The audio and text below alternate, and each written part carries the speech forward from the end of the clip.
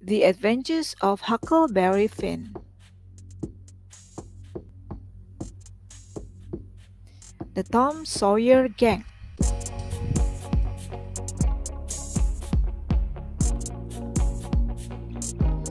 You don't know me if you haven't read The Adventures of Tom Sawyer. Mr. Mark Twain wrote that book, and most of it was true. Some things weren't exactly true, maybe not Tom's Aunt Polly or the widow Douglas, though. They were in that other book. The book ended like this. Tom and I found some money in a cave and it made us rich. We got $6,000 each in gold. That's a lot of money. So we gave it to Judge Thatcher to keep it safe. The widow Douglas made me her son. I'll teach you to be polite, she said. But I didn't want to be polite. I didn't like living in a house all the time. She dressed me in nice clothes, but I didn't like them. So one night I put on my old clothes and ran away. But Tom Sawyer found me. He said, I'm going to start a gang of robbers. If you go live with the widow again, you can join the gang. So I went back. When I got home, the widow cried with happiness. She kissed me and said, My poor lost baby has come home. I didn't like that, but she meant it in a nice way. Then it all started again. I had to sleep in a bed and I had to wear new clothes. I even had to be polite at dinner. One night I went to my room, feeling really lonely. Then I heard something. It sounded like a cat. Meow, meow. I went to the window and looked down. It was Tom, waiting for me. I climbed out the window to meet him. We went towards the trees in the widow's backyard. We had to be very quiet. But when we passed the kitchen, I fell. The widow's old slave Jim heard the noise and said, Who's that? He listened carefully, but we didn't say anything. Then he came out into the backyard. He stood very near us, but we were very quiet, so he never saw us. Then my foot began to itch, but I couldn't move. I didn't want him to hear me. The itch moved to my ear. Next, it moved to my back, right between my shoulders.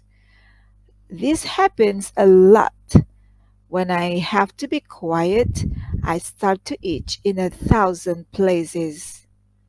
Soon Jim said, Hey, where are you? Who's there? I know I heard something. I'm going to sit right here until you come out. And he sat down between me and Tom. But still he didn't see us. He sat against a tree and waited. My nose began to itch. Then I started to itch on the inside. I itch in 11 different places now. But then Jim fell asleep and all my itches stopped. Tom came to me very quietly. Let's tie Jim to the tree, just for fun, he said. That's too dangerous, I said. So then Tom went to Jim really carefully. He didn't want Jim to wake up. He took Jim's hat and hung it in the tree above his head. Then Tom and I ran as fast as we could into the woods.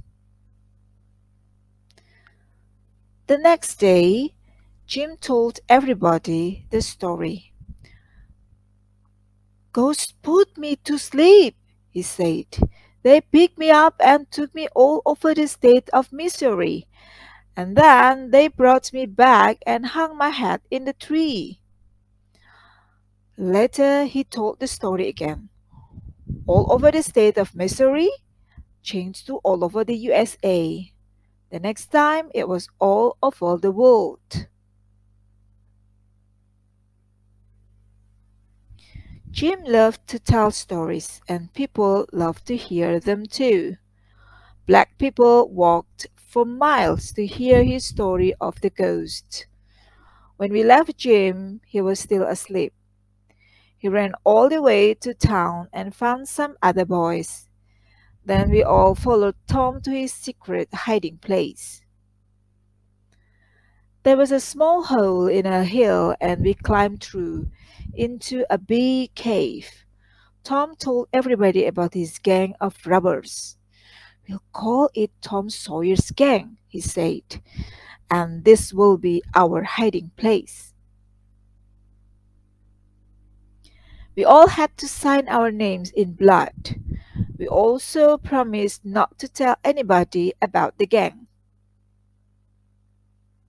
Tom said, "If anybody tells, the gang will kill his family." "Then Huck can't join because he doesn't have a family," somebody said.